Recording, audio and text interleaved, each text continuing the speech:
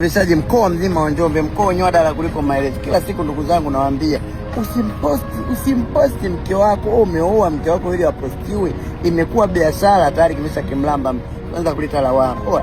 Kuna vijana wewe unatoa 5,000 kama vocha, kuna vijana wanatoa milioni 1 kama hela ya maji ya kunywa, hawana masiala. Ndugu yangu, usimposti demu wako, usimposti mwanamke unayompenda mtandaoni. Useme ukimposti ndo unamwonyesha ishara unampenda sana. Ishara ya kupenda muonyeshane nyenye kimapenzi na kimapenzi zaidi. Ika kulamba cha kukulamba.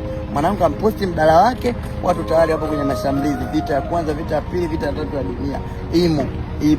Imo. Watu wenyewe wewe umemposti, umeitagi account, wenyewe wanaingia kwenye account. Mama vipi? Salama? Unaenjoy? How about kuenjoy? Unajisikiaje na hali? Upo vizuri? Haya. Wewe unatuma 3,500. Anaomba hela ya kula, unatuma 20,000, unalalamika. Mama nakutumia hiyo.